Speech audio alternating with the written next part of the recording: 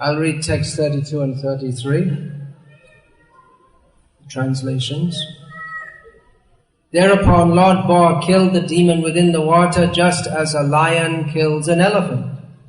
The cheeks and tongue of the Lord became smeared with the blood of the demon, just as an elephant becomes reddish from digging in the purple earth. Then the Lord, playing like an elephant, suspended the earth on the edge of his curved white tusks. He assumed a bluish complexion like that of a tamal tree, and thus the sages, headed by Brahma, could understand him to be the Supreme Personality of Godhead and offered respectful obeisances unto the Lord. Text 34. Translation. All the sages uttered with great respect, O unconquerable enjoyer of all sacrifices, all glories and all victories unto you. You are moving in your form of the personified Vedas, and in the hair holes of your body the oceans are submerged, for certain reasons, to uplift the earth. You have now assumed the form of a boar. Purport: the Lord can assume any form He likes, and in all circumstances He is the cause of all causes. Since His form is transcendental, He is always the Supreme Personality of Godhead, as He is in the causal ocean in the form of Mahavishnu. Innumerable universes generate from the holes of His bodily hairs, and thus His transcendental body is the Vedas personified. He is the enjoyer of all sacrifices, and He is the unconquerable Supreme Personality of Godhead. He is never to be misunderstood to be other than the Supreme Lord, because of His assuming the form of a boar to lift the earth. That is the clear understanding of sages and great personalities like Brahma and other residents of the higher planetary systems. Srila Prabhupada's first comment in the purport is, the Lord can assume any form He likes, which for those who regularly read Srila Prabhupada's books seems like an axiomatic statement. And actually for anyone who professes to believe in God, the statement that He can assume any form He likes should be accepted as axiomatic. Whatever He wants, He can do. However, if we present the Supreme Personality of Godhead,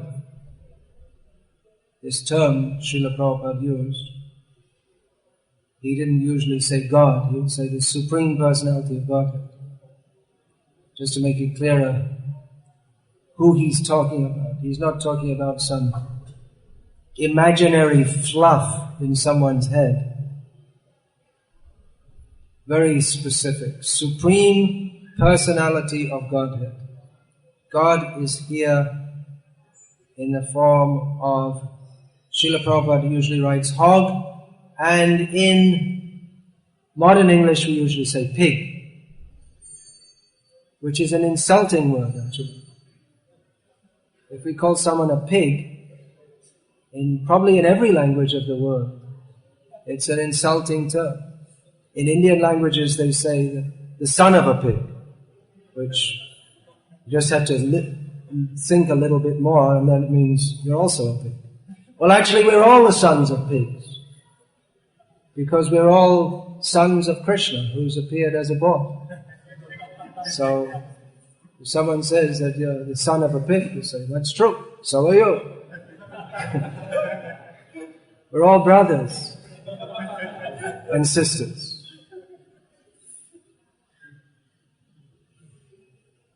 So it seems that,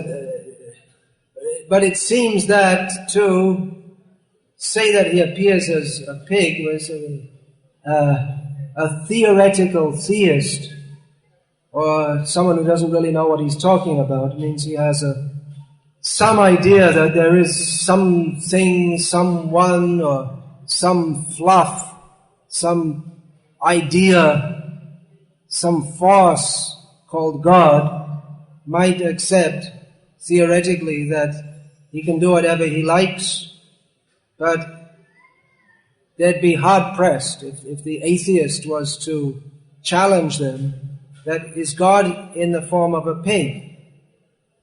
Then they'd be stuck, because you don't want to say yes. You don't want to say no either. You don't want to say yes because the form of a hog is the most despicable thing. Universally accepted as despicable. That's why in every language to call someone a pig is an insult. On the other hand, if you say no, it would appear that God is limited. He can't appear as a pig. So actually he does. If we go beyond theoretical or logical calculations of what we think God might be, he appears in the form of a hog, and not only in the form of a hog, but in many other forms also. Actually, according to Shukadeva Goswami, the form more abominable than the hog is the fish. When the description of the Matsya avatar was told to Parikshit Maharaj, he appeared to have difficulty accepting that. He didn't question about the form of the Lord as a hog, but when it was described about the form of a fish, it was Parikshit Maharaj, who said that the form of a fish is it's the lowest and most abominable. And how could the Lord appear as a fish? Of course, we understand that Parikshit Maharaj himself wasn't bewildered, but he was expressing this doubt that others might express to further glorify or to give incentive to Shukadeva Goswami to further glorify the points that he'd already been making. If Parikshit Maharaj was going to ask this question, he could have asked it long ago, because there are so many different forms which are unusual. From our worldly perspective, unusual. But Shukadeva Goswami reiterated the same point that Lord Krishna himself makes succinctly when he speaks to Arjuna, Ajopi sanavyayatma bhutanam ishvaropi san prakritim swam adhishtaya sambhavami atmamayaya, that his form is, he is. When we say his form, we mean he, because he is his form. He is unborn, and he is avyayatma. That means his body is not a material.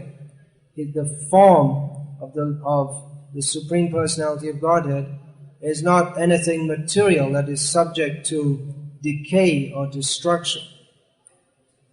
And although he is always the Supreme Personality of Godhead in all circumstances, nevertheless, he appears within this world out of his own mercy, out of his own desire.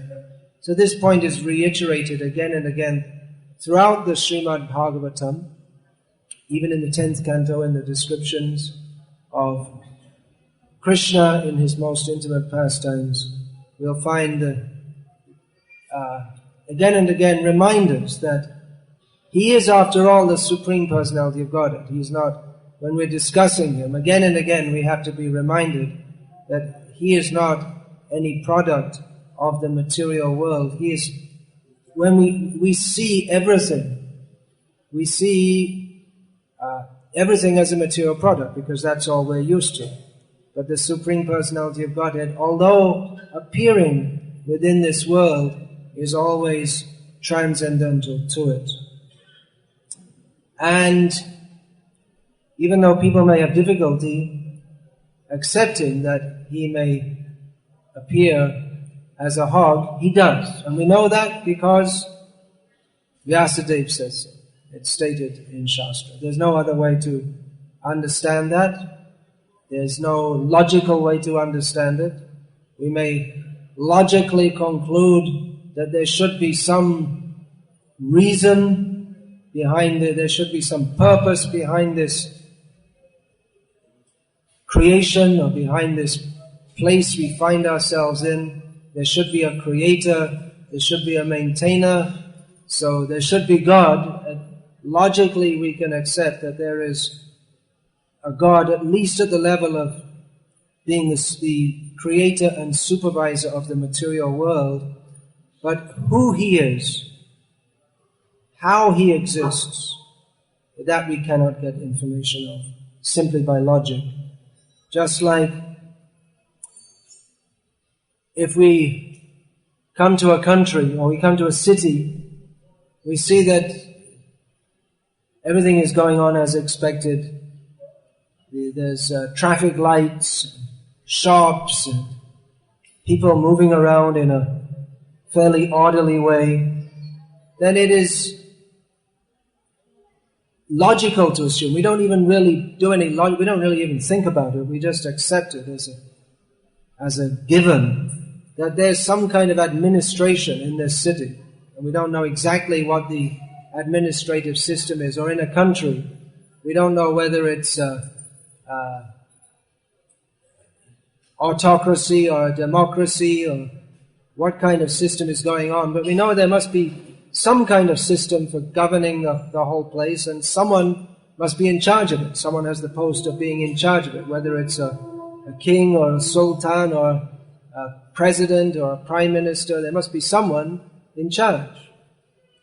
So that's just accepted. But what the president or sultan likes to eat for breakfast, you can't work that out logically. You can work out there should be someone in charge, but what he looks like, what kind of clothes he wears, what he likes to eat for breakfast, who his wife is, or I have to say it around the other way, who her husband is, that we cannot deduce logically.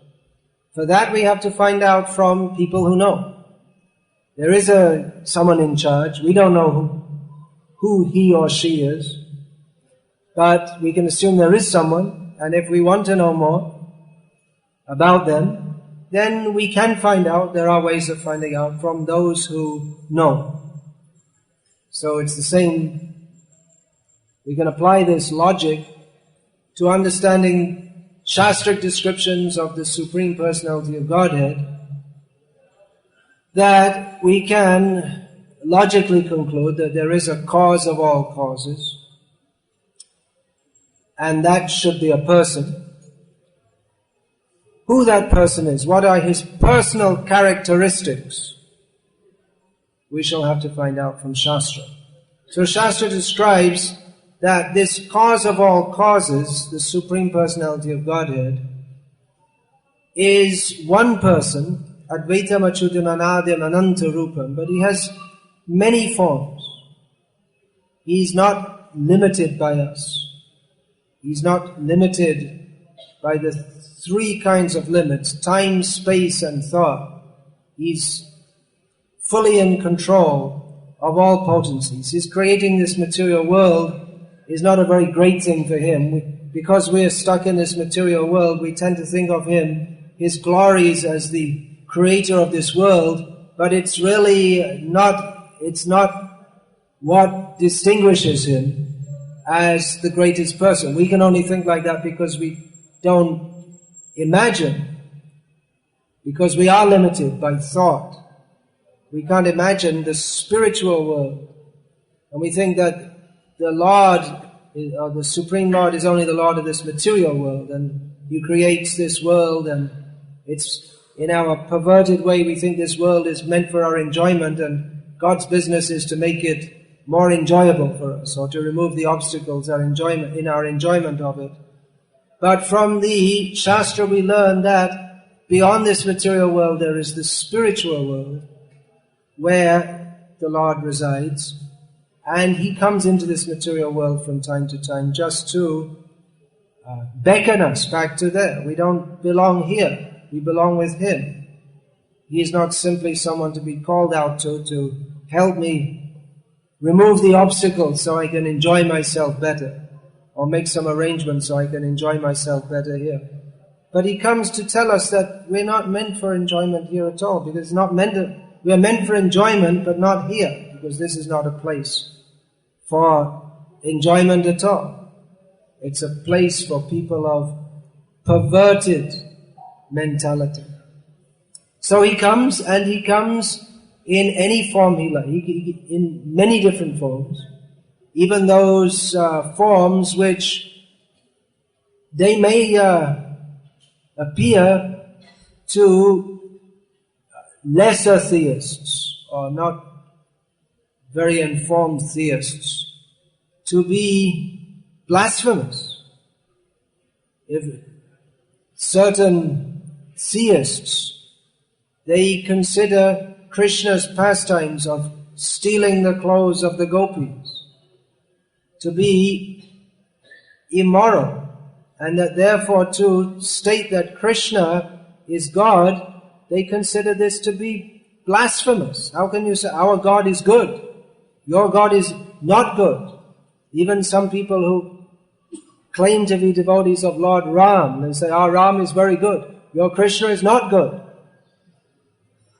They don't know who is Ram, actually.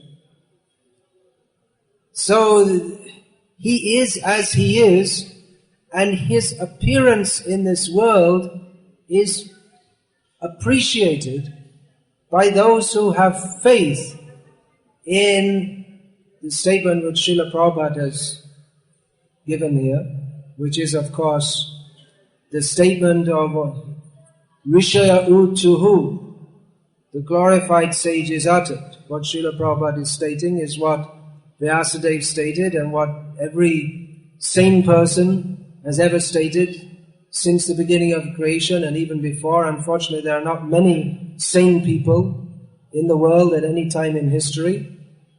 But those who are sane, they accept that the Lord can assume any form He likes, and He is not bound to accept any form that should be considered acceptable to persons who try to measure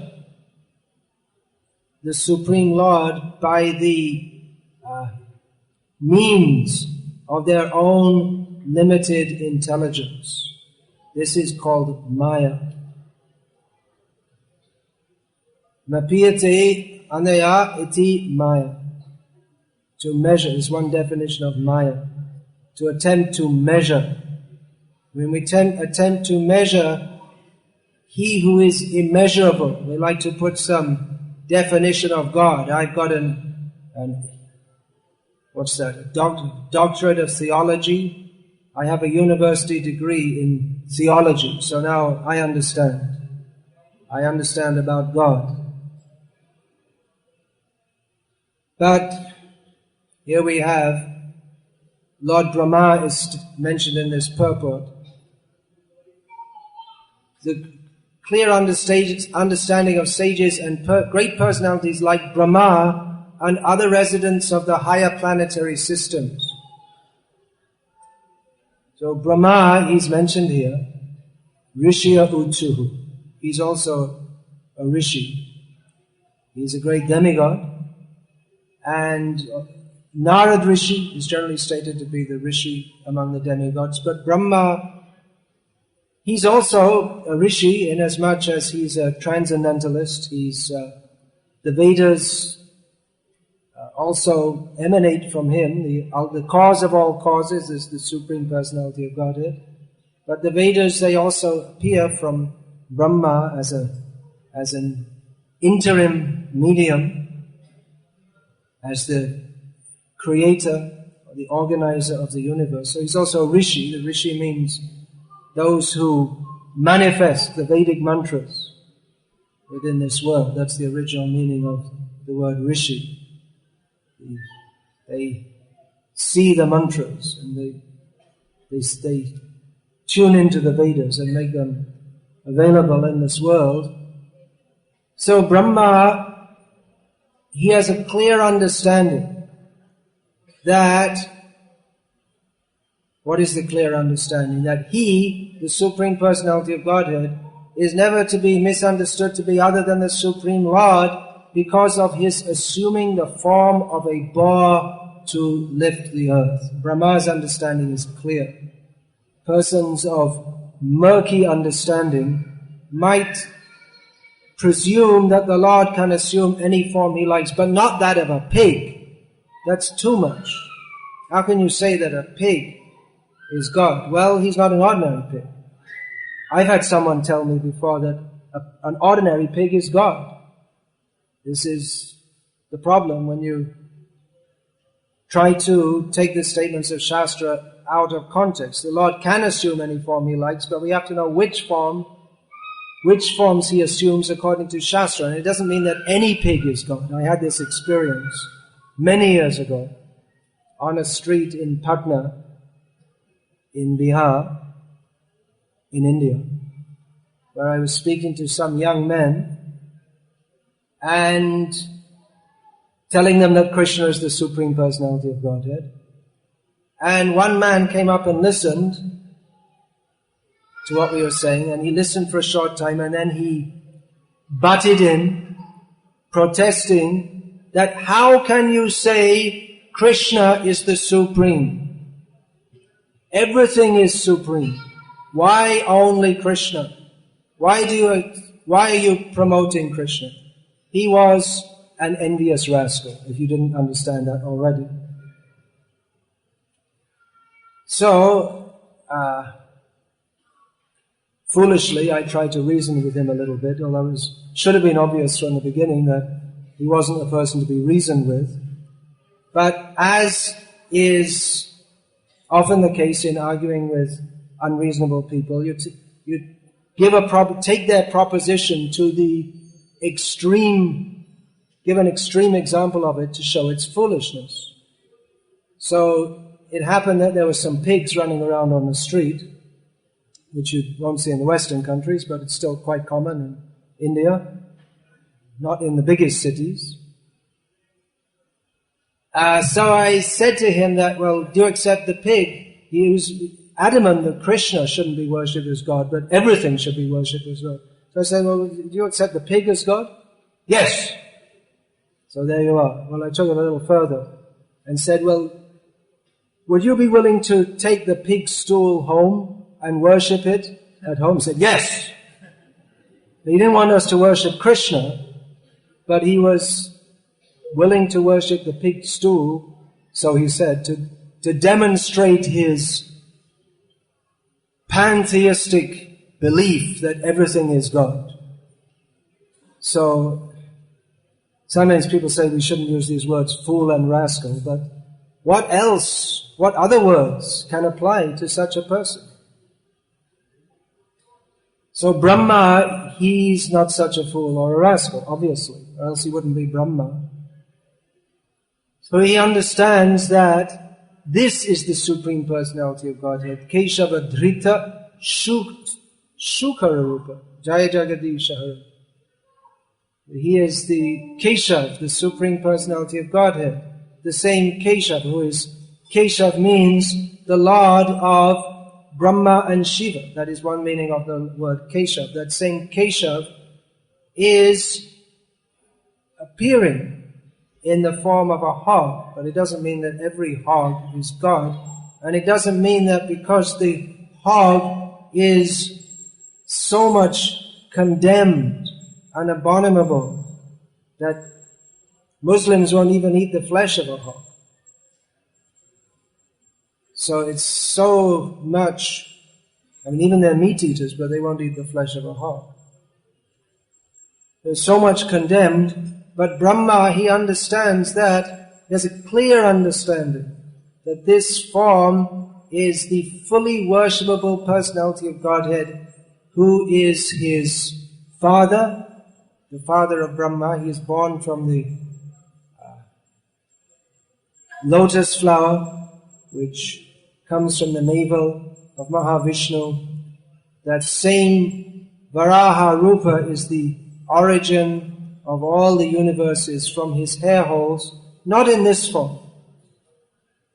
From his hair holes all the universes emanate, not in this form, but this form is non-different from Mahavishnu. So when the Rishis say that the Supreme Lord, Varahadev, all the universes emanate from his body, from the hair holes of his body, it's completely true. Because even though they don't emanate from this particular form is non-different from the form of Mahavishnu, from whom all the universes emanate. So Brahma has a clear understanding of this point, although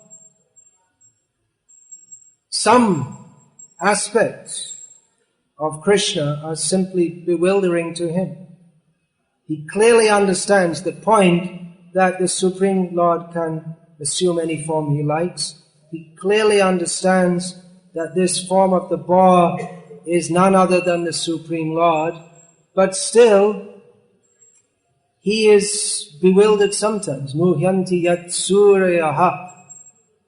One of the qualities of the Supreme Lord is that he places into illusion even the great demigods.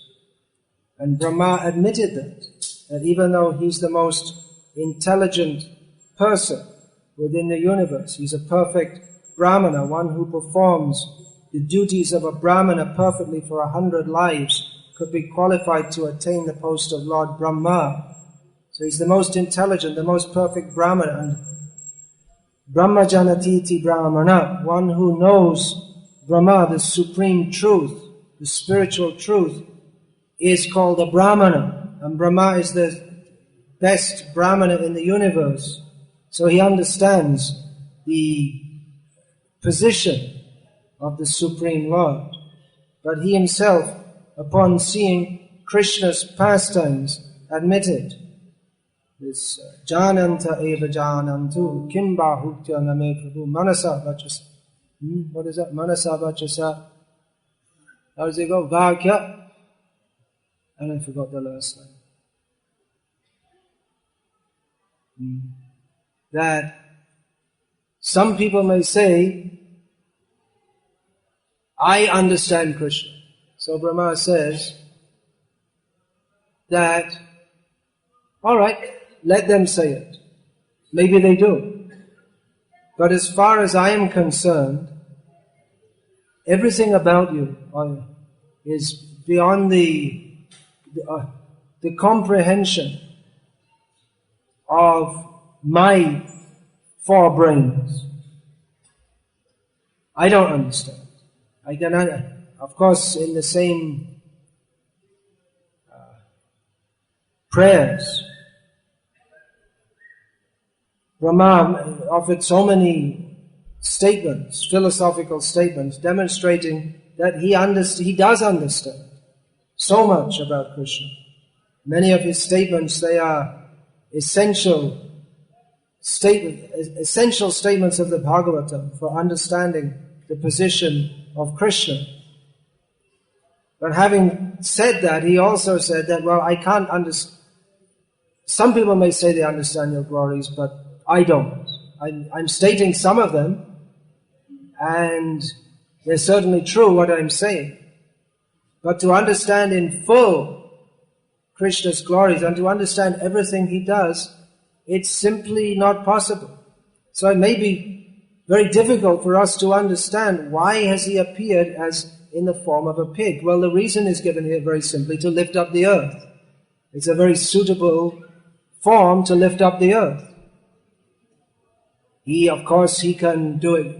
He doesn't need to assume the form of a boar to do so. He can just lift it up by his own wish, or he could have prevented it falling in the first place. But this is his leela, this is his pastime. He enjoys that. You say, well, how can you enjoy what's enjoyable in the form of a pig? And that's just the point, that a pig form is in this material world, it's the perverted reflection, full of suffering, of the original form of the pig, which is full of bliss and very beautiful. Pig is not beautiful. If we say to someone, you look as beautiful as a pig. It's an insult. But Lord Ba is Kandarapakoti Kamaniya Vishesha Shobham. He is Krishna, who is more beautiful than millions of cupids can even begin to imagine. So it may be difficult for us to understand, but if God wasn't difficult for us to understand, then He wouldn't be God. What's the use of being God if you have a driving license number and an income tax number and you're all packaged away. Born on such a date, died on such a date, did this, did that, rest in peace. So that's not God. He's completely beyond classification. The Vedas, they classify. There's the Acharyas, they describe about His potencies. Ichha Shakti, Kriya Shakti, Jnana Shakti. But then again, they say that His powers are innumerable. And all of His powers, they are immeasurable. So our attempt to classify, we can do so to some extent. And that is part of bhakti. If it's done by devotees, that is part of bhakti, to glorify the Supreme Lord in as much as we can do.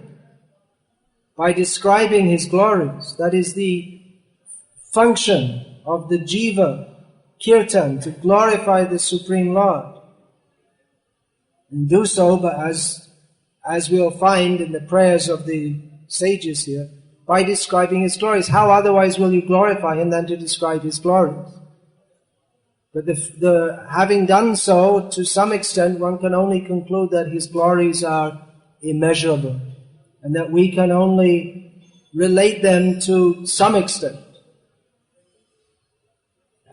With whatever little power we have, which is also given by Him, we can attempt to glorify Him, whose glories are immeasurable, and He becomes pleased by that. And He blesses us with the power to go on doing so. So the rishis are glorifying Lord Varaha, and we may also do. Lord Varaha has appeared in Navaridham as Chaitanya Mahaprabhu. He is the best of the Brahmanas. Him and Nityananda Prabhu are described as Dvijavaro, the best of the Brahmanas. And sometimes he also assumes, even in his pastimes as Chaitanya Mahaprabhu, he assumes the form of a boar. Just up the road here, at the house of Murari Gupta, he assumed the form of a boar. Devotees of Chaitanya Mahaprabhu worship him as the Channa avatar, the covered avatar. He is described, Varahadev, his description is there in the Vedas. Chaitanya Mahaprabhu's description is also there in the Vedas, but not in a very manifest way. But Chaitanya Mahaprabhu, when he appeared, he showed various forms. Sometimes he showed himself as Krishna, as Radha Krishna, sometimes in six-handed form, sometimes in four-handed form, sometimes as Rama, sometimes as Varaha. Na Chaitanyad Krishnad Jagati Paratattvam Harameha. He is the Supreme Personality of Godhead who has appeared in this land. He lifted up this earth as Varahadev. The earth has become blessed by that. She is the wife of Varahadev, the Bhu-Shakti, Bhu-Varaha. She is the wife of Lord Vishnu, especially the Varaha form. That same Bhu-Shakti has appeared in Chaitanya Mahaprabhu's pastimes as Vishnu Priya Devi, and we can glorify Lord Varaha by chanting Jai Sachinandana, Jai Sachinandana, Jai Sachinandana, Gaura Hari, Hare Krishna. Any question about this, please? Or comment? Karana Sukaraya. That is the form, Lord using this form for a reason. Can we also know from the Prabhupada writing that all these forms are eternal? So basically, how do we understand this point? How do we understand this point? The Lord has assumed this form for a specific purpose, yet all the forms are eternal. Well, not all the forms are eternally manifested. There are nimitic avatars, nitya avatars and nimitic also. The question is that it's described here that Karana Sukara, the Supreme Lord has assumed this form for a specific purpose. And also, that's also in the purport, Srila Prabhupada also alludes to this word Karana by saying he is the cause of all causes. So the question is, how can we understand that he's assumed this form if all the forms of the Lord are eternal, so how can we say he's assumed this form for this purpose? Well, not all the forms of the Lord are eternal. They're not all eternally manifest. Some are manifest from time to time. They're called nimitic avatars. They come sometimes. The Lord takes this form sometimes. Is Varaha Dev nitya or nimitic? Well, that's a question I've been discussing with some devotees for a few months, and we're still going on. We didn't come to any conclusion yet, because there are some statements appear to say that he's nitya. Prabhupada speaks about Varaha Loka, and others say not so, that he only assumes that form from time to time. Of course, in Varaha Loka, he can also have that name and be in a form, Vishnu form. But even, of course, the form is eternal in the sense that that form is eternally manifest, or again and again manifest.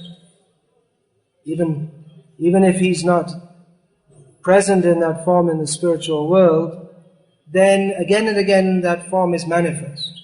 So it's a moot question, you could say. It's nitya or nimitic. They're all the Supreme Lord who is eternal. It's only a matter of classification, that we say one form is eternal and the other isn't. Is there any other question or comment? Yeah, please. These forms of the Lord that are present in the material world when it's manifest, it's always been in the material world from time to time. Yeah. But is it necessarily true that it will always be from time to time in the material world? Is it always true that there will always be a material world from time to time? Seems like that. We got the mic. From time to time, the mic turns up. Doesn't mean it doesn't exist because it's not there. Yes, Srila Prabhupada, when he was questioned about this, he said that yes, there will always be some jivas who misuse their independence. So, it's always going to be there. Yeah, can we pass the mic over to Vasudev? I was wondering whether there was any difference, essentially, with the fact that Krishna appears as a baby in this material world, even though we know he doesn't exist as a baby in the spiritual world, but he appears... He doesn't exist as a baby in the spiritual world. Try telling that to Mother Yashoda. I heard it said that... You must be a Dwarkavasi. Vasudeva. Hey, Krishna's not there as a baby. I'm not going to go there. I'll stay here. He comes as a baby here. I'm not going to go there anyway, but... So is it the same situation? Mother Yashoda, as far as she's concerned, Krishna's only a baby. Even when she meets him at Kurukshetra, and he's grown up and he's got his own babies, then she puts him on his lap and feeds her, and feeds him. So from Mother Yashoda's point of view, definitely Krishna's a baby always. We were discussing from our point of view. Well, I'd rather discuss from Mother Yashoda's point of view. One answer I heard, which I accepted, is that Lord Krishna appears as a baby or Narashingadev eternally in some universe. Although of course sometimes the material universes are not manifest. But he's again and again coming as a baby. And the pastimes in this material world, they appear to be sweeter than in the Gokul pastimes, are sweeter than the Golok pastimes. How about that? So maybe better to stay in the material world. If you want the real bliss, better stay here. Hare Krishna. Maharaj, another question to you. Then take our unique one-size form that nobody is confused. Is it a pig or is it a Nrsimhadev? Or then for every living being here in the material world, it would be really clear. Oh, here God. Then people are not disturbed about it. So many different forms and so many religions that emanate of these different forms. Why did it take Krishna? Why not one form so everyone can be clear about it? Even if there was, it doesn't mean that everyone would accept it and everyone be clear. The unclearness doesn't come from the Lord assuming many forms. It comes from our rascaldom in not accepting that He is unlimited and He has many forms. The unclearness is nothing to do with His innate nature, it's due to our perverted nature. So even if you did put Him in a box, wrap Him up, put a stamp on Him, and say, this is God, only this, nothing else, and still people wouldn't accept it. They'd say, well, if He's God, why doesn't He come in many forms? Better that He should have many forms, and there'll be different kinds of forms that different people could accept, and then we wouldn't argue over them because we'd all have our own form according to our own